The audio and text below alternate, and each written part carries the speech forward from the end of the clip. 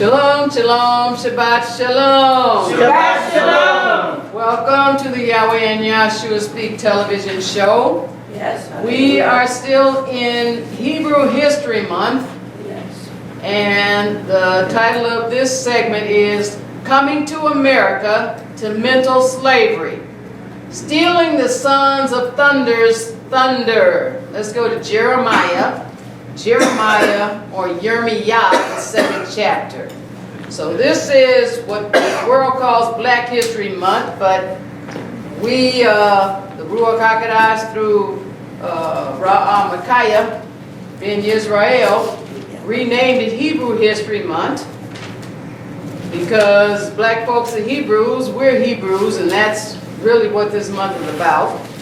Going to Jeremiah, the 2nd chapter. During Hebrew History Month, we're studying the Bible to get the background of the descendants of the former black slaves that were brought to the Western Hemisphere in the transatlantic slave trade. Yes. Jeremiah, the 2nd chapter, and other places, tells us that they are actually of the nation of Israel. Hallelujah. Jeremiah 2. Yes. Let's read one verse, verse 14. Hallelujah. Israel a servant, to he a homeborn slave. Why is he spoiled? Okay, so why don't we start that over again? Let's just slow Is down. Israel a servant? Is he a homeborn slave? Why is he spoiled? All right, so the writer's asking the question, is Israel a servant or an Ebed? Yes, he was a servant or an Ebed over here in the Western Hemisphere. Is he a homeborn slave? Yes, my forefathers came over to the shores of America as slaves, and if you are part of the nation of Israel, your forefathers did too. That's why the question is being asked in the Bible. Is Israel a servant? He is a homeborn slave. If he's not, why is he spoiled? Spoiled means that he was carried away captive as a prey, and he was given as a prey, and people came and took him and brought him over to where he didn't want to be involuntarily. So if your forefathers were brought to the Western Hemisphere as slaves, they will never hear that they used to be called the Sons of Thunder until they read the Bible. And why is that? Because slaves were forbidden to read. And I have an article right here, and you might wonder, well, why did they forbid slaves to read? What we're going to find out is that reading, especially reading the Bible, would have shined light into the slaves' eyes, but the slave master wanted to program them so they would think like slaves and be slaves all of their lives. Yes. Not only that, but for the 300 years or more. So if your forefathers were brought to the Western Hemisphere as slaves, they'll never hear that they used to be called the Sons of Thunder until they read the Bible. And one of the reasons is that the slaves were forbidden to read. I have this article from www.historyisaweapon.com. Slaves are prohibited to read and write by law. Right.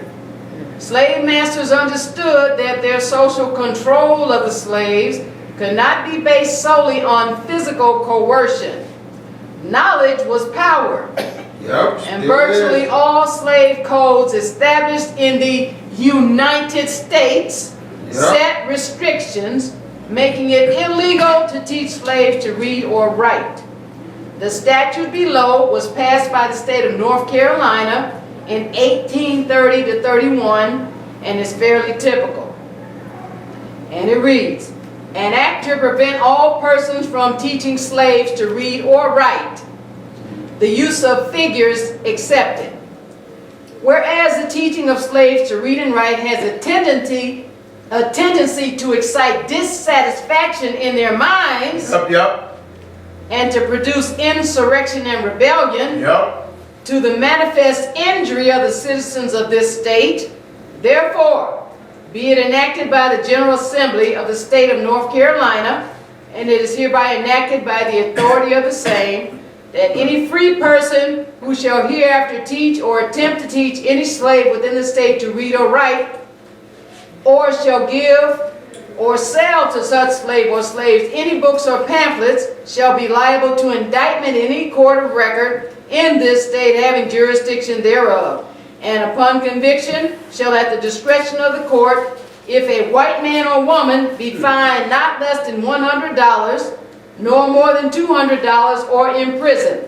And if a free person of color shall be fined, imprisoned, or whipped at the discretion of the court, not exceeding 39 lashes, and not less than 20 lashes.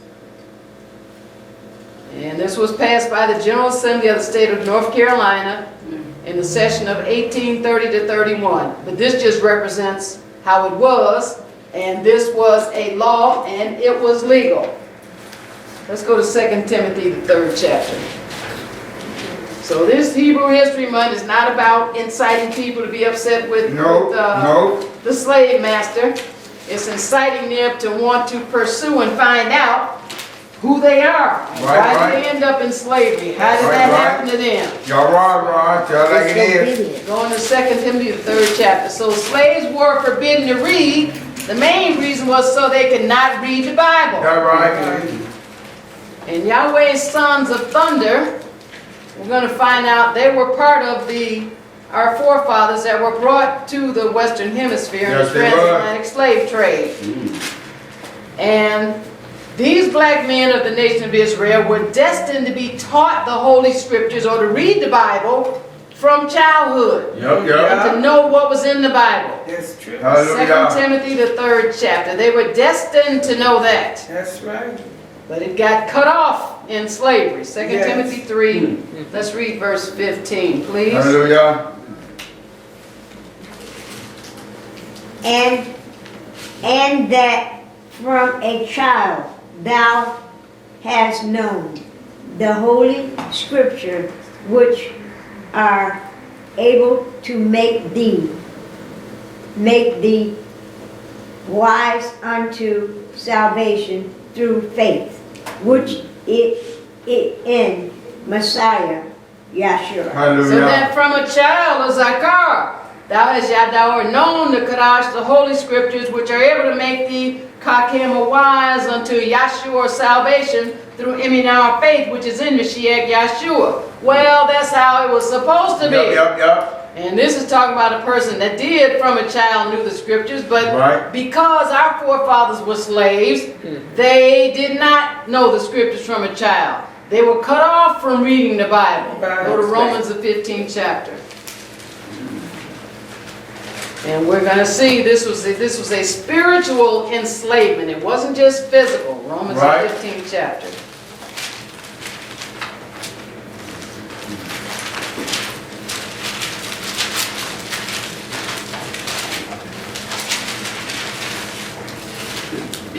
Let's read one verse, verse 4. Romans 15, verse 4. For whatsoever things were written a long time. Aforetime. Aforetime. Afore. That's an F. Oh, aforetime were written for our learning, that we through patience and comfort of the Scriptures might have hope. So in slavery, what slavery was doing was making it hopeless, taking away the sons of thunder's hope. Here Yahweh says, reading the Bible, whatsoever things were written in this Bible were written in ancient times for our learning, that we through patience and comfort of what's in the Bible might have hope. Well, the slaves were forbidden to read, so they would be hopeless. They were cut off from having a relationship with Yahweh, who was the author of the Bible. Let's go to Romans, the 10th chapter. So it was all about a spiritual cutting away, separating the sons of thunder from Yahweh, and from the purpose that He ordained them to have in the earth. That is, to be the stewards of His law, statutes, and commandments, and to stand up and spread them throughout the earth. That's it. Romans, the 10th chapter. Hallelujah. And let's read verses 1 to 3, please. Praise Yahweh. Breathing my heart's desire and prayer to Elohim for Israel is that they might be saved. For I here Bear them record that they have a zeal of Elohim, but not accordingly to knowledge. For they, being ignorant of Yahweh's righteousness and going about to establish that their own righteousness, have not submitted themselves unto the righteousness of Elohim. All right. So here is a son of thunder, and he's saying that my desire and prayer to Yahweh for Yisrael is that they might come back and be connected to Yahweh. Right. That's what this Hebrew History Month is about. Yes. Letting you know, which you won't find it out anywhere other than reading the Bible, That's that you right. used to be the sons of thunder, that you are the children of Yahweh sent to the earth, Hallelujah. anointed and appointed to carry out his will in the earth. Yes. And he said, the children of Israel, these former slaves, as descendants, they have a zeal of Yahweh, but not according to knowledge. Why? Right. Because they're reading the Bible with the slave master's glasses. Right. Or they're not reading the Bible. Right. Or they're thinking that the Bible is not for them because they used to be in slavery, and then when they go into the Bible, they're not seeing the Bible for what it is, and they're reading the pages thinking it's talking about somebody else. Y'all right, Talking tell about like them. it is, so that Israel can know. It says them being ignorant of Elohim's side of our righteousness, they're going about to establish their own righteousness. The slave master would only let them be off on Sunday. Other than that, they'd be working in the fields from sun up to sundown. It says they've not submitted themselves to the righteousness of Elohim. But so Yahweh is turning that around, because now we're letting you know this is, Yahweh's letting you know this is your history book. This is where you find it. Hallelujah. So the slaves were forbidden to read because reading the Bible would have freed the slaves' minds from thinking like the slave master programmed them to do. Starting with this slave master Willie Lynch, and he taught the other slave masters, and they used this program, let's make a slave, and let's create this being called a Negro, who doesn't think for himself, but thinks like they psyched him out to think. So the slave master put it this way. For example, if you take a slave, if you teach him all about your language, he will know all your secrets. And he is then no more a slave, for you can't fool him any longer. And being a fool is one of the basic ingredients of any ingredients to the maintenance of the slavery system. So the slave master was counting on the brainwashing that he did and the black people remaining fools. He said that's the basic ingredient of any incident of the maintenance of the slavery system, being a fool. For example, if you told a slave that he must perform in getting out our crops, and he knows the language well, he would know that our crops didn't mean our crops. And the slavery system would break down, for he would relate on the basis of what our crops really meant. In other words, it was the master's crops. He wasn't getting anything out of it. No. Slave master continued.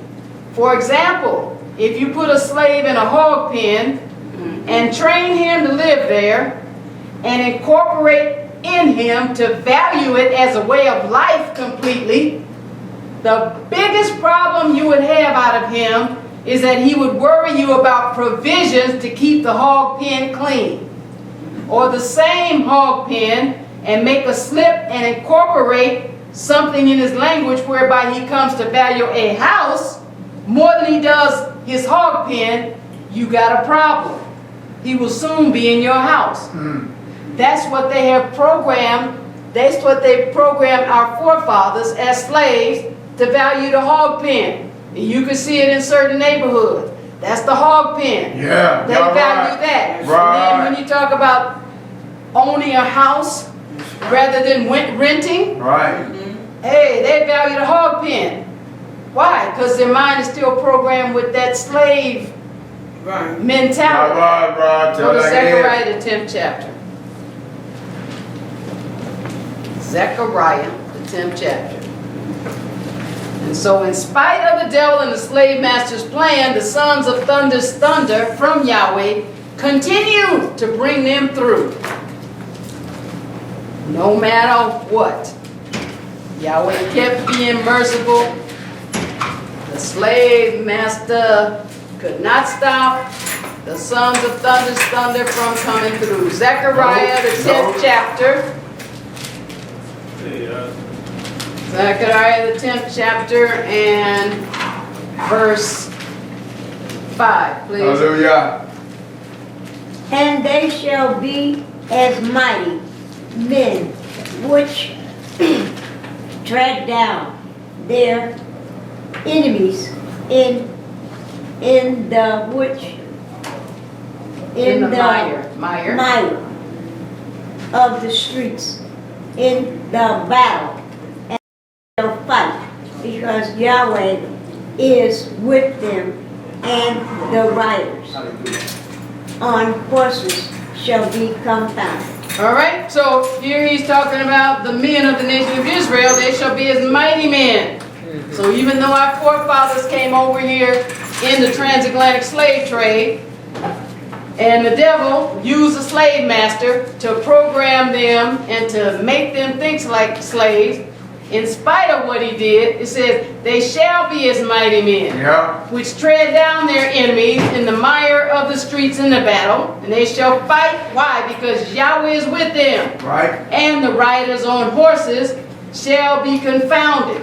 So Yahweh's sons of thunder will always come back up when they hook back up with Yes. Yahweh and start Hallelujah. reading the Bible Hallelujah. like they're supposed to. Yeah. And now I have some examples. I got this calendar years ago, 1993. It's a 16-month calendar. And I also had a newspaper from Streetwise that I got years ago, and it talked about the black inventors that never got the credit for the inventions that they invented. Right. So even though the slave master programmed our forefathers to think like slaves, that thunder in them, which is Yes. Yahweh's anointing, kept Yes. rising up. Hallelujah. And then this 1993 calendar lets us know that they still invented some things. They still came through. Yes. They got George Washington Carver in January. He was a world famous scientist. They have the first black labor convention, 1869. They got L. Douglas Wilder. He was the first black elected governor of Virginia in 1931. Dr. D.H. Williams performed the first open heart operation he was born in 1856. Lieutenant Commander Samuel Gravely was the first black to command a U.S. warship in 1961. You got Langston Hughes. He was a poet, an author, and a playwright. He was born in 1902. They got the NAACP founded in 1909. So you see they're still thinking like Yahweh. They're still That's coming right. with the thunder. That's right. Businessmen, organizational men, regardless of what that deep programming that they went through in slavery. Right. They got Frederick Douglass. He was an orator and he was a slave. He was born in 1817 and he joined the abolitionist movement. They have William E.B. Du Bois. He was a sociologist and scholar, born in 1868. Hiram Revels. He was the first black U.S. senator from Mississippi in 1870. And they have this man, Crispus Attucks. Okay. He was the first person to die in the American Revolutionary War in 1770. They got the Freedoms Bureau, which was established in 1865. These are our forefathers that did this. Right. They have the Freedom Journal, the first black newspaper, published in 1827, and they used to have the Defender newspaper in Chicago. I don't know if it's still going on or not. Dr. Martin Luther King Jr. won the Nobel Peace Prize, and then they just got his assassination day.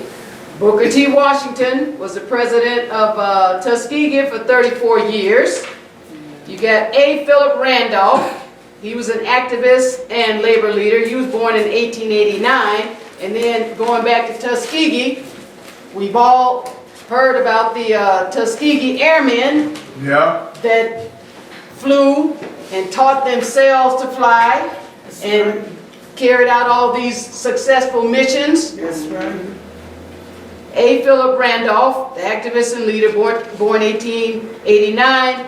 United Negro College Fund, incorporated in 1944. Harold Washington was sworn as the first black mayor of Chicago in 1983. William Grant Still was a composer. He was born in 1895. You got Charles Drew. He was a surgeon and developer of the blood bank concept. Now he died in 1904, so you know he was born much earlier. Right. You got Thurgood Marshall, appointed to the Supreme Court in 1967. Henry O. Flipper was the first black graduate of West Point in 1877. You got Daniel Hale Williams. He performed the world's first successful heart operation in 1893. Praise Yahweh. Wow. So Yahweh just wants you to know, in spite of what they did. Go to Revelation, the 12th chapter. So there's a lot of studying on what the slave master did to the black woman in slavery. And I have this, we're going to Revelation, the 12th chapter. I have this article, Stereotypes of African American Women in Television. It's an analysis, and this is somebody in Germany did this paper. And the table of contents talks about the stereotypes of African American women. They got the mammy, they got the Jezebel, the sapphire, the strong black woman, and then they go into these dissertations on how they study what the slave master Willie Lynch did. So Yahweh wants us to study ourselves and find out what was done to us, so we can come out from under that. And just a few of the stereotypes. So it's time out for Gentile studying you and me. It's time for us to let Yahweh show us ourselves. Yes, hallelujah. And we want to see ourselves so then we can overcome that. Yes. It says, stereotypes of African American women have played an important role throughout the history of the United States. Now this is somebody from Germany. Where they were used to justify economic and social structures such as slavery and segregation. These unflattering depictions soothe the conscience of the white American majority, or to quote Priscilla Hill Collins, author of Black Feminist Thought, quote, portraying African American women as stereotypical mammies, matriarchs, welfare recipients, and hot mamas helps justify U.S. black women's oppression, unquote. Famous stereotypes such as the mammy, the Jezebel, and the sapphire will be analyzed further on in this text. They have been regularly used in both politics and popular culture alike. However, none of these stereotypes represent the truly complex nature of the individual. How is somebody going to look at you and analyze you and tell you about yourself? That's what Willie Lynch did. Let Yahweh look at you and analyze you and tell you about yourself. We're not going to read it any further, but they're studying you, so now it's time for you to study yourself. Revelation, the 12th chapter. So the slave master programmed the slaves to think like slaves. And you got to understand now, if your forefathers came to the Western Hemisphere on slave ships, they passed that down to you. subconsciously. And our mental freedom and their mental freedom cannot come without addressing its spiritual origin. Hallelujah. This is not just a physical thing that's going on. Right. It's a spiritual thing. There's a war going on between good and evil. The war began in the heaven of heavens with the devil initiating a conspiracy to take over Yahweh's throne. We're not going to go there, but you can read Isaiah 14 chapter, verses 12 to 17, and Ezekiel the 28th chapter, verses 11 to 17. Let's read Revelation 7, Revelation 12, verses 7 to 9. Hallelujah. So that's what's going on. This war between good and evil. And because Yahweh chose us, the nation of Israel, Yes. to be stewards over his laws, statutes, and commandments, and stand up and tell the rest of the world, Yes. then the devil has come against us, Hallelujah. and he tried to capitalize on the slave trade to really, really, really push down the sons of thunder. Yeah. All right, to really stop them from doing what Yahweh set them up to do. Revelation 12, this is where it started, verses 7 to 9, please.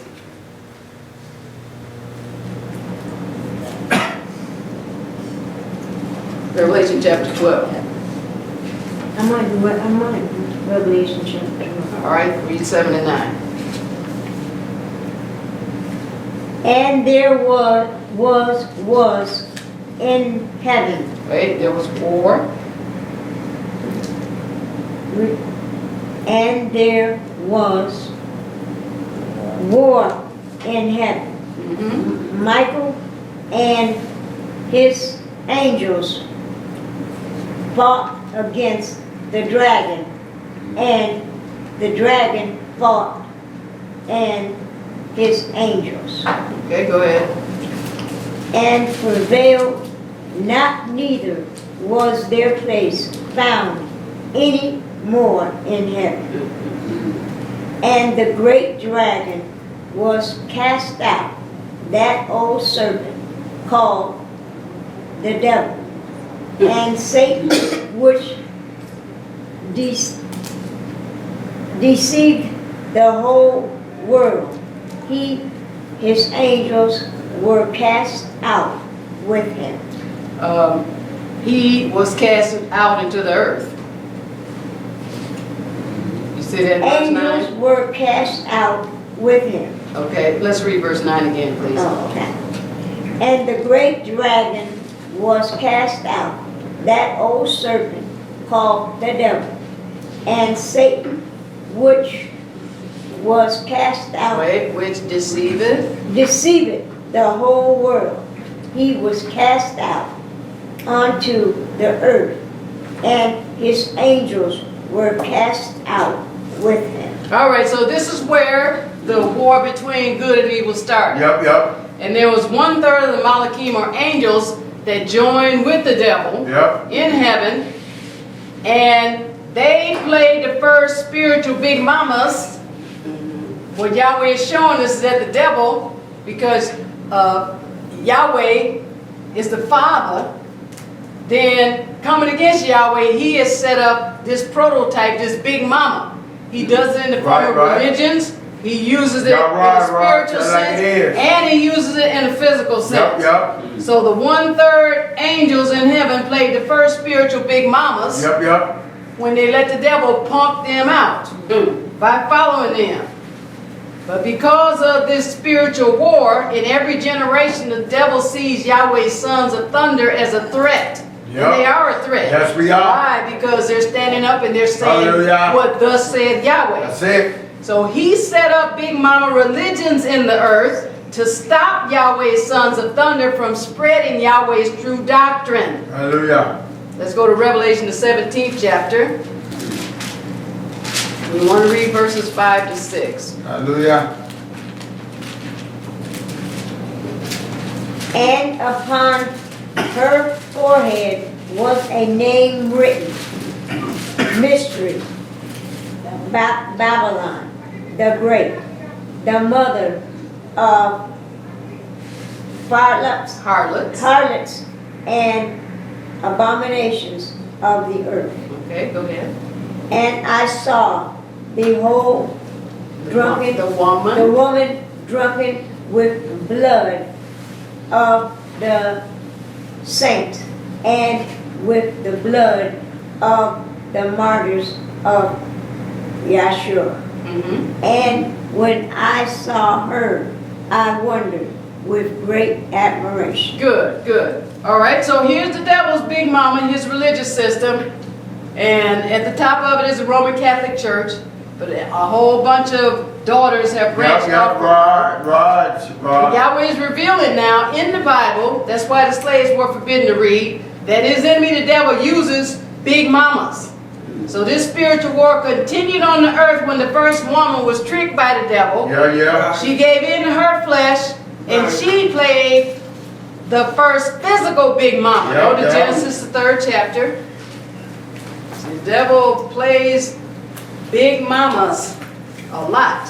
Yep. And that's why Yahweh needs us to understand exactly what a big mama is, Yep. exactly what a punk is. If you don't know how to respond to a big mama, recognize what a big mama is. Hallelujah. Again, it's spiritual and physical. Yes, it is. But it's the devil trying to get an inroad to stop Yahweh's plan from going forward. That's it. Genesis 3, let's read one verse, verse 6. Hallelujah. And when the woman saw that the tree was good for food, and that it was pleasant to the eyes, and a tree to be desired, to make one wise, she took of the fruit, the meat thereof, and that eat, and gave also unto her husband with her, and he did eat. So now, here is the war is progressing, and now the man standing right beside the woman, and the devil approached her, she ate, she gave to her husband, he ate. So this spiritual war progressed on the earth with the first man, all right, the woman was deceived, she was tricked, the first man rebelling against Yahweh, giving in to his flesh, playing the role of the punk, and giving up the rulership to the devil. If the man had said right then and there, devil, I bind you, get away from here, get off this earth, that would have ended it. That's right. He had rulership, he had ownership of the earth, he had the authority to do that. All he had to do was just say and do the right thing. Right. All right, but the spiritual war progressed. All right, go to 2 Corinthians, the 4th chapter. Because now, the devil has rulership of the earth. It was given to him by the man. Yep. See, we're talking about Hebrew History Month now. This is the spiritual war that's going on. Hallelujah. 2 Corinthians 4. And that's why we as a people get targeted. Yep. 2 Corinthians 4, let's read verses 3 to 4. Hallelujah. But if our good news be hid, it is had to them that are lost, in whom the mighty one of the world hath blinded the minds of them which believe not least the light of the glorious good news of Messiah, who is the image of Elohim, should shine unto them. Should shine unto them. All right, so if what Yahweh put in the Bible is hid to them that are lost. Again, if your forefathers came to the Western Hemisphere as slaves, you'll never hear that you were the sons of thunder, that your forefathers were called the sons of thunder. Until you get in the Bible, unless you get in the Bible. Right. And it says, why? In whom the Elohim, the mighty one of this world. Talking about the devil, because the first man gave it over to the devil. Let's go to Deuteronomy, the 6th chapter. So the spiritual war escalated. All right, the devil, he's throwing a punch here, he's throwing a punch there. Right. But now Yahweh and Yahshua stepped in, Hallelujah. and the spiritual war escalated with them fighting back Yeah. by appointing and anointing our forefathers, the nation of Israel, on the earth Hallelujah. to dispense his laws, Hallelujah. statutes, and commandments. Deuteronomy Praise. 6th chapter. So this is Hebrew History Month, and during Hebrew History Month, it's only fitting that we talk about the nation of Israel, That's it. whom Yahweh appointed to carry out his will after the first man and woman dropped the ball, Yes. and until Yahshua comes the second time. That's it. Hallelujah. So Yahweh's people, the nation of Israel, are alive to Yahweh's rhythms. After they Hallelujah. come and they start studying the Bible and find out who they Hallelujah. are.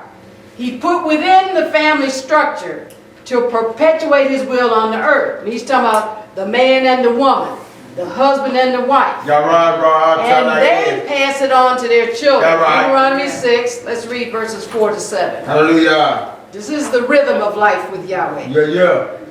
Hear, O Israel, Yahweh, our Elohim, is one, Yahweh. Yes.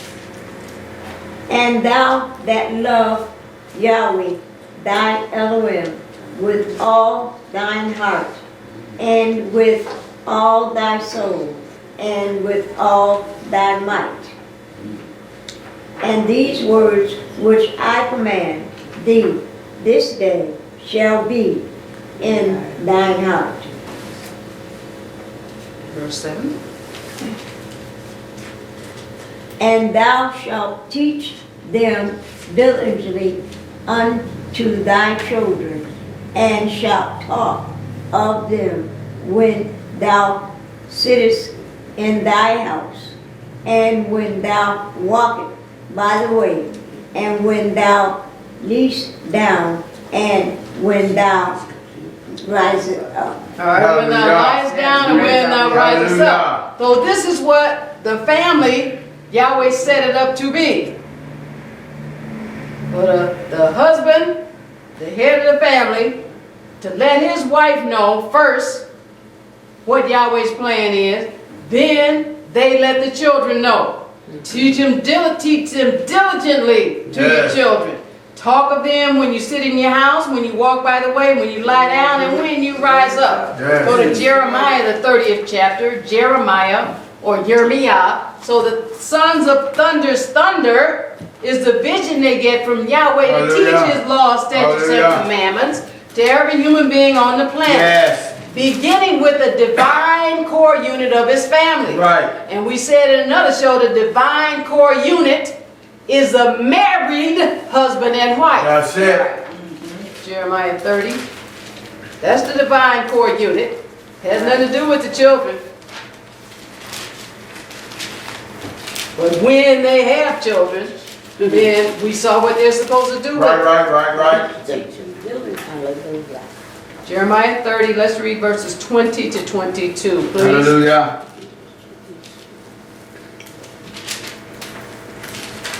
Their children also shall be as aforetime, Yes.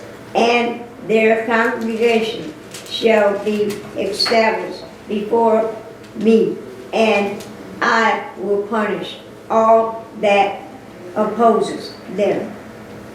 And thou noble shall be, And their nobles. their nobles shall be of themselves, and their governor shall proceed from the midst of them. Okay. And I will cause him to draw near, and he shall approach thou me. For who is this that engaged his heart to approach unto me, said Yahweh. 22.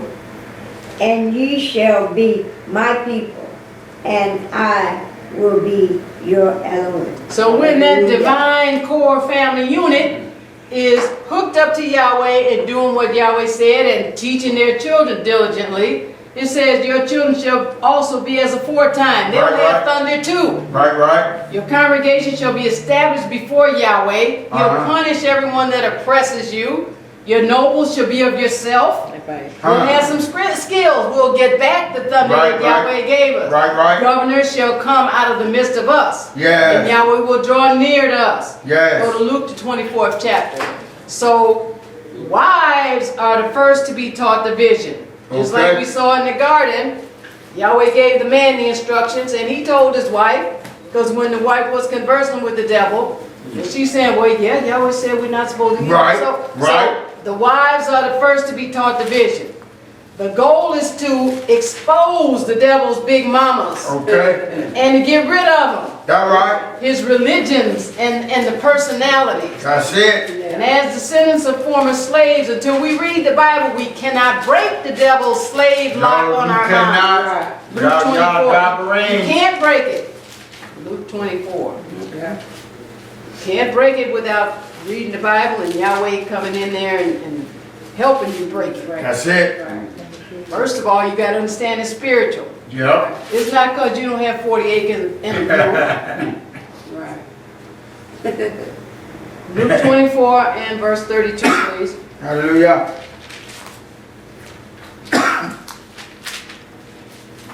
And they said one to another, did not our heart him, Burn burned him within us while he talked with us to the way, by the way, and while he opened to us the scripture. So that's what's happening when we get into the Bible. That's that fire, that thunder. Yeah. The fire is the thunder is Yahweh's fiery spiritual persona that comes to us from reading His word. They said one to another, didn't our minds burn within us? Didn't our ruach, our inner man burn while He talked with us by the way? That's what's happening when we come to the temple and we're hearing Yahweh's word. And when He opened to us the scripture. So the devil used the black woman in slavery against the black family to quench the thunder or leadership ability in little black boys. Right. The world has the expression, if mama ain't happy, ain't nobody happy. Yahweh don't have that expression. The natural leadership ability in little boys was stripped by the let's make a slave philosophy. Right. And I'm quoting again from Let's Make a Slave. The black woman is deliberately left alone, unprotected, with the male image destroyed. The ordeal she saw caused her to move from her divine, psychologically dependent state to a frozen, independent state. In this state of independence, she will raise her male and female offspring in reversed roles. Right. For fear of the young male's life, she will psychologically train him to be mentally weak and dependent, but physically strong. She will train her female offspring to be independent. You got the nigger woman out front and the nigger man behind her and scared to come out front. And all you have to do is just look in the world. They're still living out this Willie Lynch philosophy. Yes, they are. Yes. Go to Deuteronomy 28th chapter. So trapped in the devil's psychological prison, the black woman was forced to emasculate and effeminize her sons and the black man. This was from the devil. We're not blaming black women. No, we're not. What Yahweh wants us to see is if we have those tendencies, understand, look, you're thinking like a slave. Right. You're not a slave anymore. Hallelujah. Get up out of that. Get back in your role as help me. I'm going to Deuteronomy 28. And then when Yahweh said, we women are help me, that doesn't mean you run up, oh, I can help. Help me means you let the man be big enough and man enough to ask you to help him. Hallelujah. There's such a thing, and that's what Willie Lynch taught us, where women can be too helpful. If you're too helpful, you're going to pump the man out. That's right. You don't want no man you can blow up and prop up. Come on now. That's right. You can't sustain that. You don't want that. So that's why Yahweh, he's coming straight now, Hallelujah. because he wants us to see this is something subconscious that our parents taught us, That that right. we picked up. All right. But now it's time to stop and to have some wisdom, because we want the men to be men. Right. All right? So, trapped in the devil's psychological prison, Deuteronomy 28, we're going there. The black woman was forced to emasculate and effeminize her sons and the black man. As little boys, they had no defense against not believing what Big Mama said. She raised little girls to be mannish and little boys to be weak and effeminate. Right. And I got this article before we read Deuteronomy 28. We're going to read verses 56 and 57. It's the unboundedspirit.com short story, The Elephant and the Rope. As my friend was passing the elephants, he suddenly stopped, confused by the fact that these huge creatures were being held by only a small rope tied to their front leg. No chains, no cages. It was obvious that the elephants could at any time break away from the ropes they were tied to, but for some reason they did not. My friend saw a trainer nearby and asked why these beautiful, magnificent animals just stood there and made no attempt to get away. This is what the slave master did to the black man and the black woman. Right. And then they did it to their children. Right. Here's what the trainer said. Well, he said, when they're very young and much smaller, we use the same size of rope to tie them. And at that age, it's enough to hold them. As they grow up, they're conditioned to believe they cannot break away.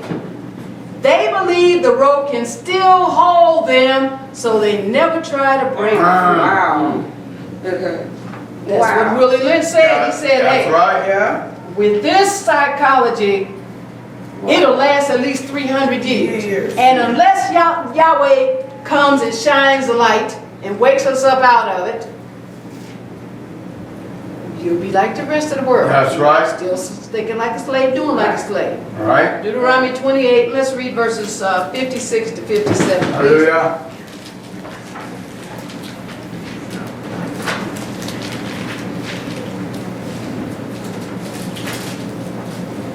The tender and delicate woman among you, which would not venture to set the sole of the foot upon the ground for delicacies, Delicateness. delicateness and tenderness. Her eyes shall be evil toward the husband of her bosom, and toward her son, and toward her daughter, 57. and toward her young one that cometh not Out. cometh out from between her feet, and toward her children, which She. she shall bear, for she shall eat them for want of all things secretly in the siege and maintenance, straightness, wherever, wherewith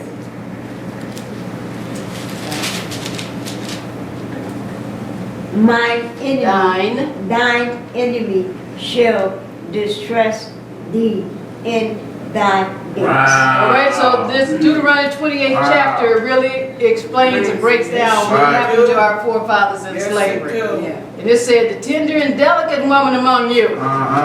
Just so delicate, it says, her eyes shall be evil toward her husband. Why? The slave master did it on purpose. Right. And the young one that comes out from between her feet, Right. she could care less about them. I've got this article, I'm not going to read it. And it talks about a Utah woman dumps her 2-day-old baby girl in a trash can, police say. August 27, 2014. And And then here's another article, mother charged with attempted murder after baby found alive in a plastic bag. That's just a holdover from slavery. Right. All right, go to Job, the 19th chapter. So slavery trained the black woman to verbally stomp little boys and black men. Yup, yup. Job 19. Yup. And set herself up over them like they are her children. Right. Job 19 and verse 2, please. Hallelujah. How long will ye vex my soul and break me in pieces with words? Now, you know, Huh. we had this saying when I was growing up, and it's a lie. Sticks and stones may break my bones, but words can never hurt me. That's right. Words can cut you Yes, to the, they they can. can Yep. cut you They to the hurt. core. Yes. Yep. And we had some women in our family, and they could chop a man down with their words. And that's the thing that Yahweh had to deal with me on, and to have me recognize that. Because we as women, we can speak very well, and Yahweh has gotten me now to the point where I recognize it so good because I used to be there. Right, right. And he showed me that was that big mama thing, Yeah. and that was the devil speaking through me.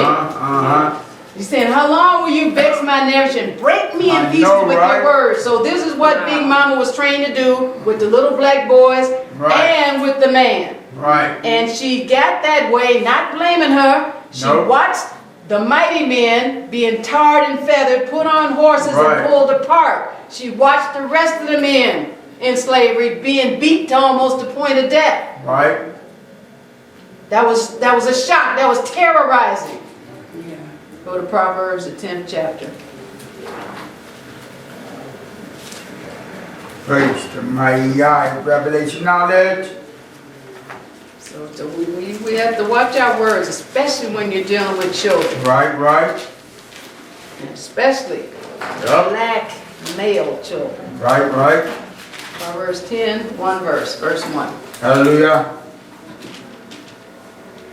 The Proverbs of Solomon.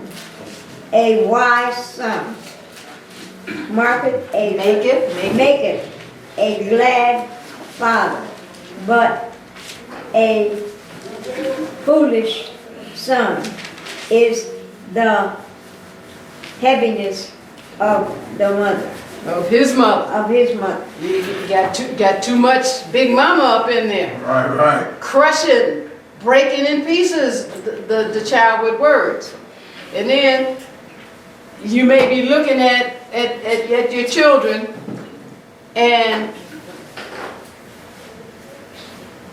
unwittingly haven't told them they're not going to be any good, or you're going Right. to turn out just like your daddy, or Right. you're going to be a drunkard, or you're going to be this. Then they grow up and they're doing that. You told them what they're going to be. Right. They're just doing exactly what you told them they were going to be. Hallelujah. It says, a wise son makes his father glad, but a foolish son. Remember the core benchmark for slavery to work was to be dealing with a fool. Right. A foolish son is the heaviness of his mother. This English word heaviness is the Hebrew word togah. That's T-O-W-G-A-H, found in Blue Letter Bible number 8424. Jusinius Hebrew Chaldee Lexicon defines heaviness as depression of spirits, sadness, grief, sorrow. Proverbs 12 and verse 25. Hallelujah. So that leadership ability that's in the little boy gets crushed. Yes, It it turns does. into depression. Yes, it does. 12 and 25. Heaviness in the heart of man maketh it stupid, but a good word maketh it glad. Yeah, So yeah. one of the core principles when you're dealing with men is respect. And one of the core principles when you're dealing with women is security. But that heaviness Yeah. from those words, Right. heaviness in the mind of a man makes it stoop. Yep. But a good word lifts it up, makes it glad. Hallelujah. Go to Deuteronomy 28:54. So, contrary to the way Yahweh ordained the family to be, with the man as the head and then the woman as the helpmeet, the devil instigated a power struggle Yeah. between Big Mama and black men. Deuteronomy 28:54. So, Yahweh wants us to see that now. I'm not in a power struggle with my brothers. Right. Yahweh blessed us, and there were 2 brothers appointed Hallelujah. as head after Micaiah went to wait on the resurrection. Hallelujah. And we went through a transition Yes. where Yes. we're pretty much over the transition now, Praise Him. where after Yahweh anointed these 2 brothers, I kept having to say when people would come to me, ask the brothers, ask the brothers, Praise. ask the Mighty brothers. God. Why? Because I understand I'm not Big Mama, I'm not trying to be Big Mama. I know what my role is. Hallelujah. It doesn't mean I'm stupid, it just That's means right. that Yahweh showed me there's a better way to do this than me trying to act like these pagan goddesses that had all these many breastises and Right. have everybody coming to me. That's the devil's way. Yeah. No, Yahweh got a better way. Hallelujah. And he appointed not 1 man, but 2 men of Yahweh. Praise. Yes. So we went through that Hallelujah. transition where I'm saying, ask the men, ask the Hallelujah. men, ask the men. And I even went through this thing where somebody came back and they went straight to the man and asked him. And then they came back, well, you know, you told me to ask the man. I said, hey, I'm like Moshe. I wish all of Yahweh's people had his ruach. Right. Like, come on now. Right. Get up off of me. I'm not, not trying to be your mama. No. But contrary to the way Yahweh ordained the family, the devil instigated a power struggle. I'm not struggling with these brothers. All right. Right. Yahweh has shown me the way to continue lifting up and encourage them to be who Yahweh called them to be. Because we need them to be who they Yes. called them to be. Yeah. We need these men of Yahweh to Yes. stand up and be men. That's right. And when they say this is something going to happen and it's from Yahweh, I'm not going to be going back and forth with them. That's right. No, we're gonna do it. Praise. Yahweh.